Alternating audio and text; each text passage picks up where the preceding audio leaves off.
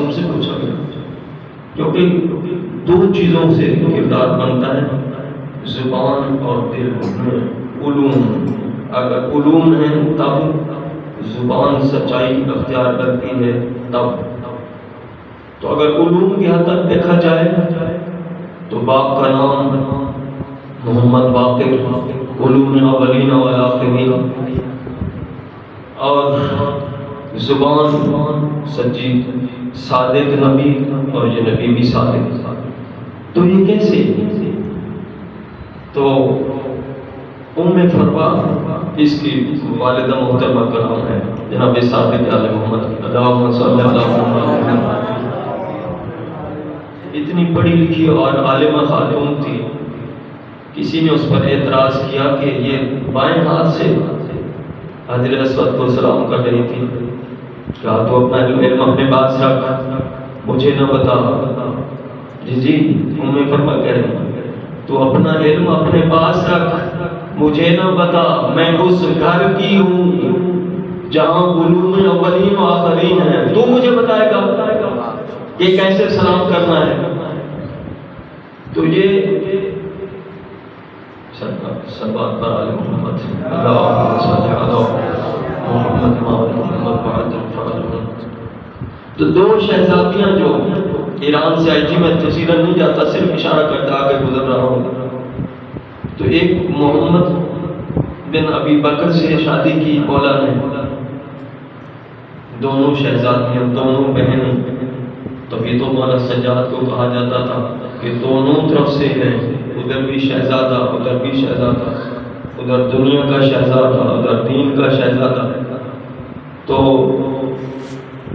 محمد بن ابی بکر کے ساتھ ایک شادی کی مولا علیہ السلام نے، ایک شہزادی کی جس کا نام دیوان بانو، اور دوسری شہر بانو جس کی شادی مولا امام حسین علیہ السلام سے کی۔ تو امام حسین علیہ السلام سے ایک شہزادہ ہے، سید الصالحین اس کے میں تشریف لائی، اور دیوان بانو سے محمد بن ابی بکر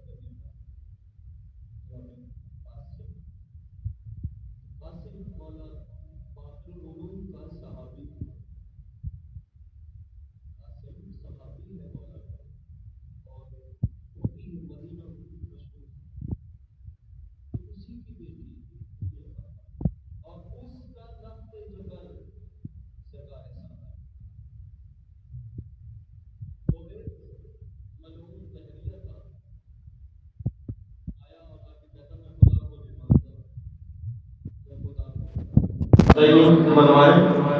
تو سرکار صادق نے فرمایا کہ ادھر آ، بتا کہ تیرا نام کیا ہے، کہ تو آیا جو ہے اس محفل میں، ٹھیک ہے تو تحریہ ضرور ہے، کو اخلاقیات ہوتے ہیں، کوئی ادب آداب ہوتا ہے، کوئی احترام ہوتا ہے، تو آیا ہے نہ سلام نہ کچھ، اور آ کے سوال کر دیا تیرا نام کیا ہے۔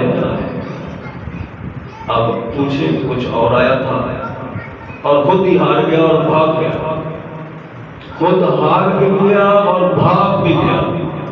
صحابہ نے پوچھا مولا وہ کیسے ہار گیا، کوئی بحث مباحثہ ہوا ہی نہیں، کوئی بات چیت ہوئی اب ہوئی نہیں، وہ ہار کیسے گیا؟ مولا نے فرمایا کہ تم نے سمجھا ہی نہیں، اس نے سوال بھی کر دیا، میں نے جواب بھی دے دیا، وہ ہار بھی گیا اور بھاگ بھی گیا۔ صلوات پر آلہ صلی اللہ جا کے صرف بیٹھ پھر بھی صلوات پڑھ صلی اللہ۔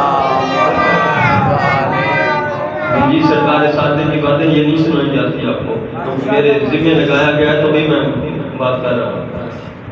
تو انہوں نے کہا مولا بیان فرمائے نا، وضاحت فرمائے، کیسے اس نے سلام کر لیا، کیسے آپ نے جواب دے دیا، وہ ہار بھی گیا اور چلا بھی گیا، کیسے؟ مولا نے فرمایا کہ وہ آیا تھا، میں کہا آیا تھا، تو اس نے کیا کہا تھا؟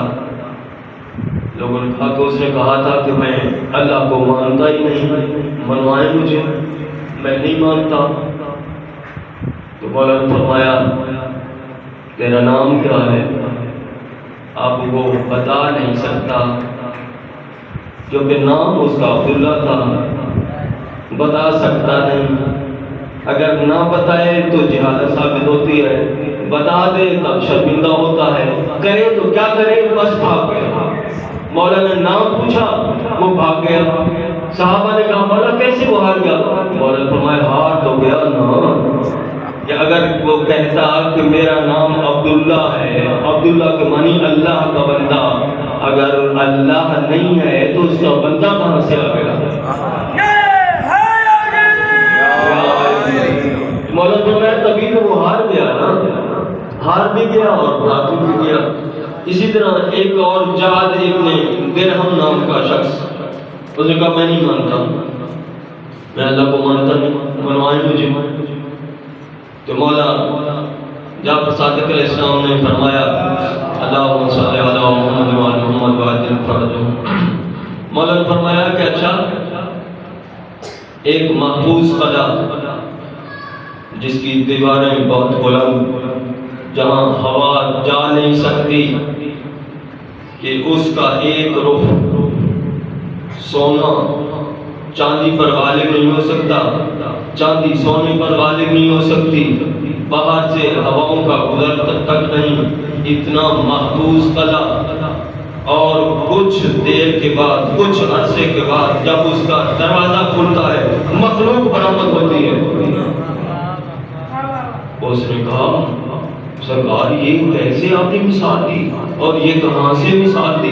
ایک بچہ سامنے کھڑا تھا، مولا نے اس کے ہاتھ سے مرغی کا انڈا لیا اور لے کے اس کو کھولا اور فرمایا یہ دیکھو یہ سونا ہے، یہ چاندی ہے، چاندی سونے پر غالب نہیں آتی، غالب چاندی سونے پر، سونا چاندی پر، اور اس کی دیواریں اتنی محفوظ ہیں کہ باہر سے ہوا کا گزر تک نہیں ہوتا، اور کچھ عرصہ گزرتا ہے کہ ایک مخلوق دروازہ کھلتا ہے اور مخلوق باہر آ جاتی ہے۔ ہاں کیسی مخلوق؟ مولا نے فرمایا یہی انڈا ہے، اس سے بچے پیدا ہوتے ہیں، یہی تو مخلوق آتی ہے۔ اگر خدا نہیں ہے تو مخلوق کیسے پیدا ہو گیا؟ واہ واہ واہ، نعرہ حیدری۔ تو ایسی ایسی مثالیں تھیں۔ اچھا ایک مومن بیٹھا تھا بیچارہ ہماری طرح، کہا مولا میں بڑا غریب ہوں، مولا میں بڑا غریب ہوں۔ مولا نے کہا تیرے پاس جو قیمتی چیز ہے وہ کسی کے پاس نہیں ہے، تو یہ نہ کہا کر۔ کہا مولا میں بہت نادار ہوں، بہت غریب ہوں، میرے پاس کچھ نہیں ہے، ایک وقت ہوتا ہے ایک وقت کا ہوتا ہی نہیں، بیچارہ میں کیا کروں؟ مولا نے فرمایا کہ جو چیز تیرے پاس ہے وہ بیچے گا، اور بتا کیا قیمت لے گا، کتنے میں بیچے گا؟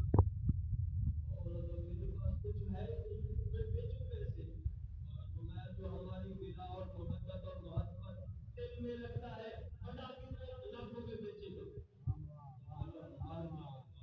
یہ نہیں بیچوں گا۔ تو مولا نے فرمایا کہ ایسا پھر یہ نہ کہا کر کہ میں غریب ہوں، بہت بڑا امیر ہے، یہ شکایت نہ کیا کر۔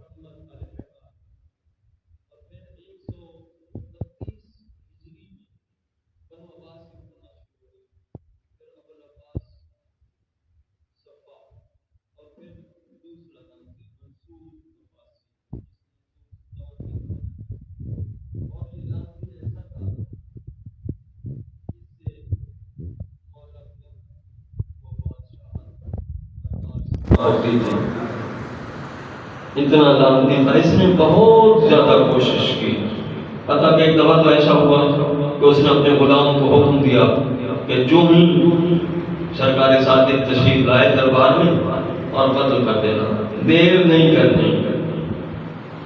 تو وہ غلام کہتا ہے کہ میں تو تیار تھا منصور عباسی کے کہنے پر، اور جب وہ ہستی تشریف لائی تو میں دیکھ ہی نہ سکا کہ کب سے آئے ہیں اور کب چلے گئے۔